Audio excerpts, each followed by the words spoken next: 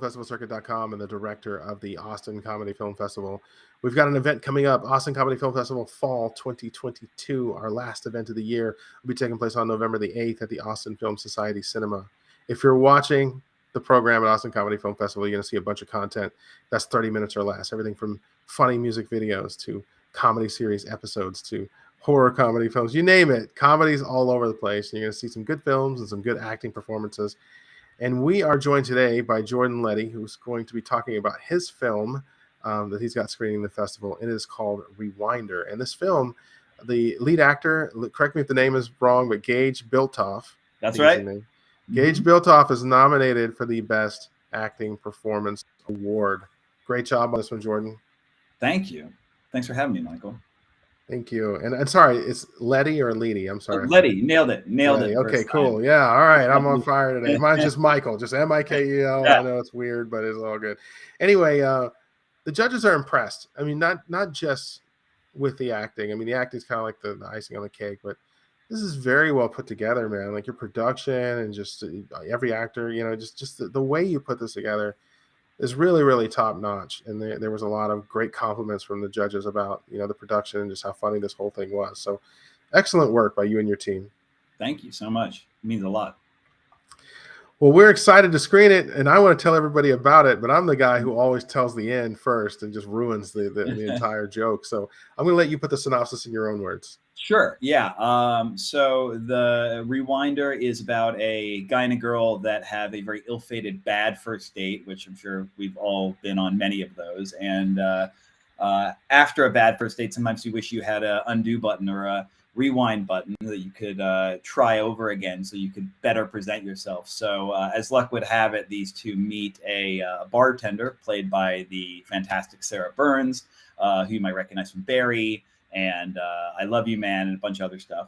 And she provides to Gage, our star-crossed lover, a magical cocktail called a Rewinder, which lets him rewind time and try the date over again with varying degrees of success. So yeah, it's a simple short story. It's funny enough. It is based on a feature-length script that my co-writer, co-producer Arun Narayanan wrote and currently has in development at Universal. He's part of the Universal Writers Program. So we're really hoping that we'll get to eventually make this a feature film. But we made the short because we wanted to just create a proof of concept that kind of showed both the sci-fi rom-com premise as well as just the style, how we'd like to shoot it, the tone of it, and also as much for anything, I think so many short filmmakers or not enough short filmmakers utilize the form of the short as a chance to experiment and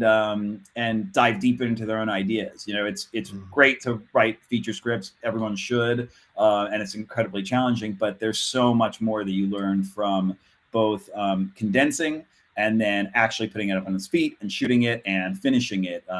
Gives you lessons that I know, like after we finish the short, everyone's like, oh my God, I have so much I want to work. I want to tweak this and I want to change this bit and make sure this part of this character comes in that we found while we were shooting with Gage, Sarah, and then Sherry Mahale, our leading lady, who is fantastic. And I think just has an incredible presence on screen, which is, it's really easy to direct fantastic actors because they do all the work for you. So you just get to sit back and enjoy what they're doing. Anyway, that's a meandering synopsis, but there you go. Well, no, your synopsis, you included a lot of what I was going to ask you. I was going to ask you about, your creatively and your approach to this. Like, and part of that, it sounds like part of it was a proof of concept, or at least a demonstration of what this could be in feature film format. But creatively, let's dig into just the core of the story, into just this whole kind of rom-com, making up for your mistakes, the awkwardness of it all and everything. Why tell this story? Why, like what inspired it? Yeah, well, I know Arun will say that he was frustrated with online dating and the paralysis of choice. Then also, was really curious about what it means to be ready to date and ready to find a partner, and how you might be lonely and want to meet someone, but you're just not in a place to actually date anyone. So you're kind of blowing it on first dates, not presenting yourself right. And so I think it was out of the frustration of having many bad first dates that he wrote the initial idea. Mm. As a director of both actors and of camera, I just got excited by the premise. One, because I think, anytime you have characters playing a scene and then going back to it with one character knowing new information the other character doesn't know, it's such a fun irony that actors get to play. And I think that's why a lot of what Gage's nomination for Best Actor is that he's so fun to watch, where you can see the gears in his head turning as he's trying to catching up with his own situation of having relived the same moment again. And then as a director and as well as producer on this, where I'm trying to keep things small. I'm not trying to spend a ton of money on this movie. We shot it over the course of 3 days on location in a bar that was open at night. So we were literally running in, putting up our equipment, shooting for about 11 hours, and then we'd have to break everything down because the bartenders were coming in going, we need to get in and start getting our patrons into the place. So I kept it really contained, but I knew it was something that both it would have great moments between characters, good, two-person dialogue scenes, and then like some fun opportunities to flex kind of movie magic, flourishes, stuff where we do some like rewind time effects where, you're seeing bottles explode inside, reversed in time, kind of effects like that. And, fun ways to show visually that we're rewinding time. All these VHS, we had this kind of idea from the feature to give it a real early 90s VHS cassette tape kind of quality to the rewinds, which I think is just a fun little texture that we put into it. And then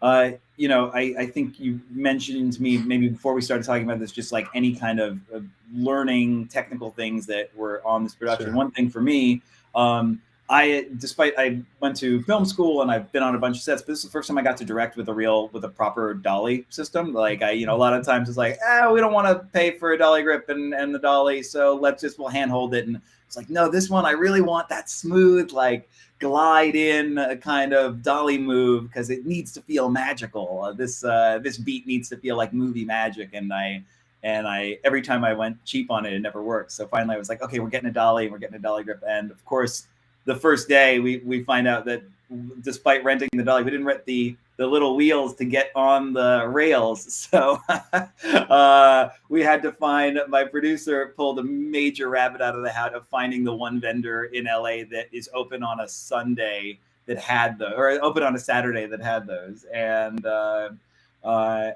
I learned that, the camera doesn't magically move. You actually have, a whole team of grips that need to know what you want out of that movement and how fast it should go and where you're landing. So that was really fun. I mean, ultimately it was a challenge, but it was a good challenge because it just helped, reminded me of how important it is to be that at the end of the day, whenever you're making a movie, it's all about communicating your ideas to people who make it happen. Like the director, as much as they do, doesn't really do anything on set. They're just asking people nicely to do their best work for all the things that they do. And the better you are at that, the less you end up doing, and the more you just get to watch and enjoy it. So that was a fun challenge. And ultimately I was like, oh, great. Now I know what to do next time I want to do some dolly moves.